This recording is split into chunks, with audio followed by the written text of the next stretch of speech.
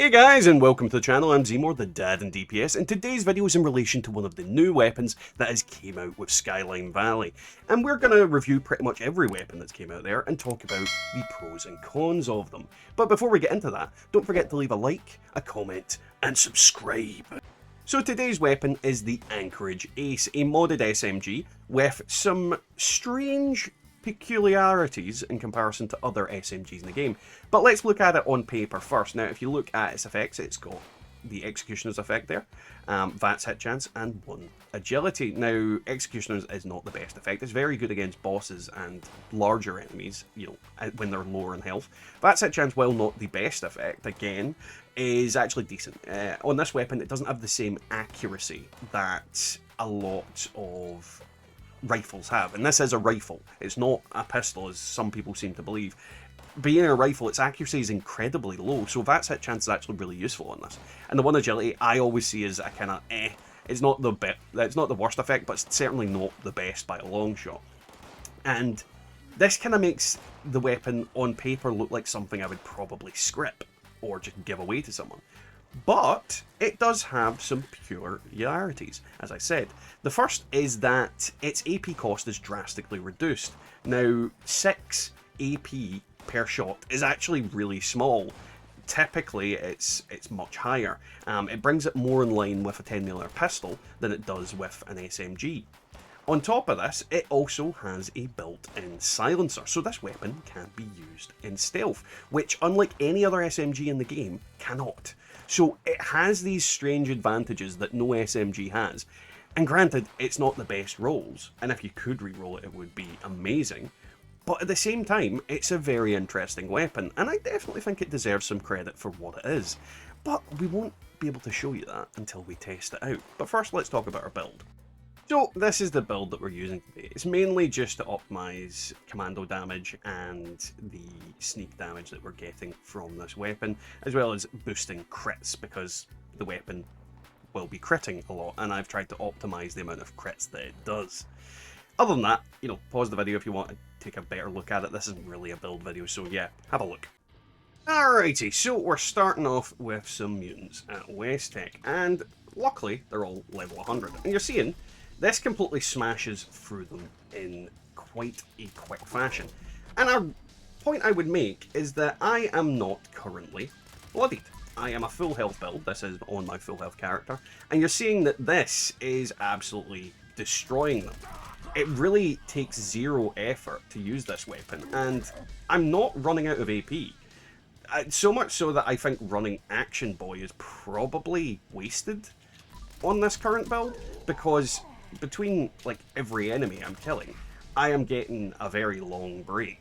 These are not low-level Supermutants. They're level 100 and whatnot. So it's killing them pretty quick. If we get lucky, we might find a legendary, and we're getting some level random 60s. But when we're getting the shots in, you're seeing they are toppling over like nobody's business. This is a very, very good weapon for stealthing.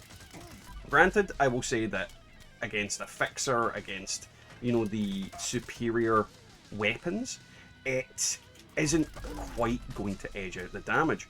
But at the same time, it is actually quite good at what it does. And for something that is just a random drop from an event, it's very effective. It's very fun. The ammo is incredibly cheap. 10mm ammo is very common and easy to come by. And for just anybody picking this weapon up, it just doesn't require anything for you to do. It just put it on and go around stealthing, killing things. It's a fun little gun, and I'm impressed with what they've done.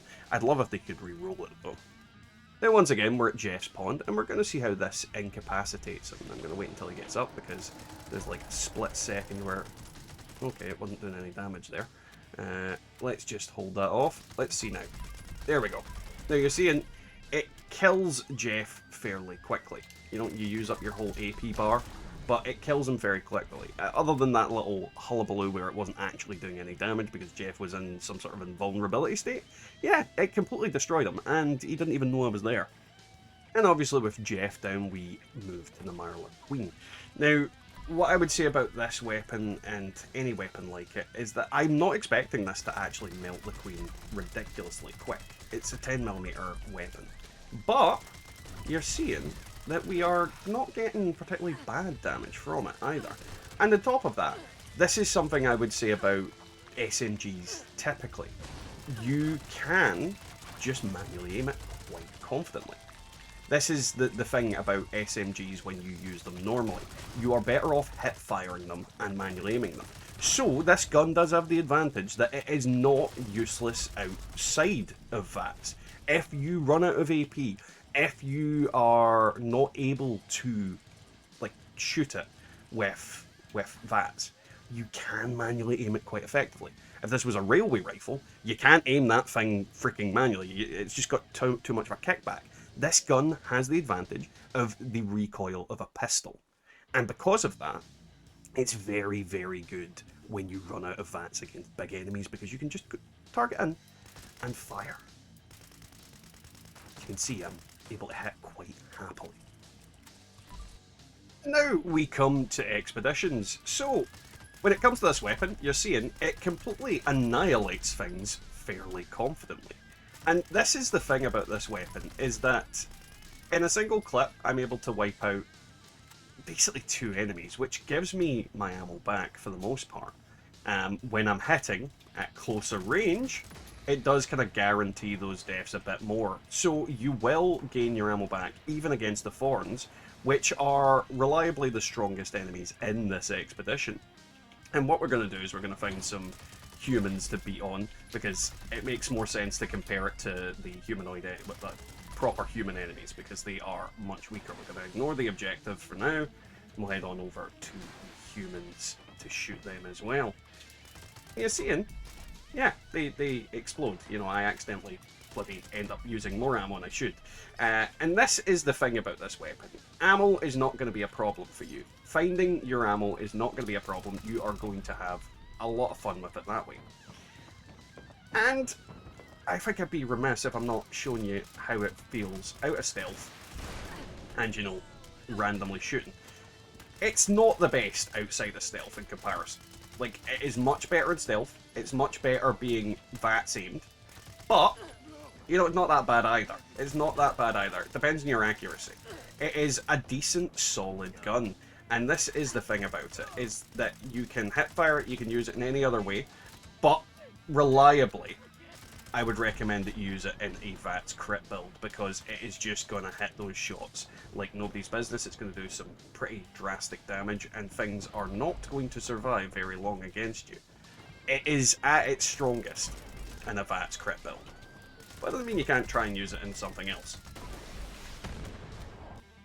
So that is the Anchorage Ace. Now, I would say that it's not the most amazingly brilliant gun in the game, but it is actually incredibly usable. It's incredibly viable, and in your journey across Appalachia, the only thing it's not going to be incredibly useful on is the big bosses like Errol, the Queen, and the Goliaths and the Mole.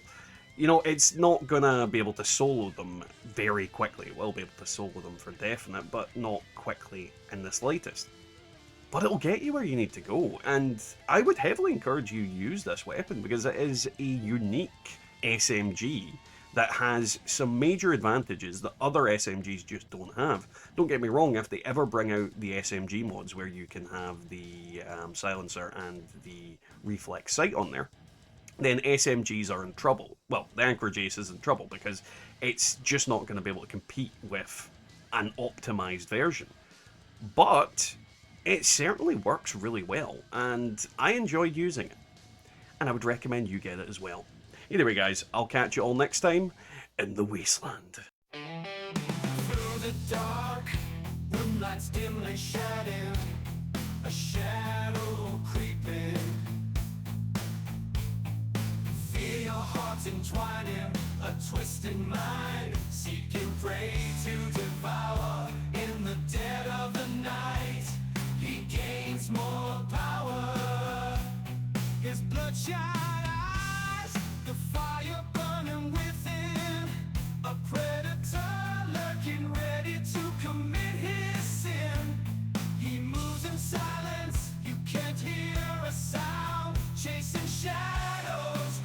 hunt until you find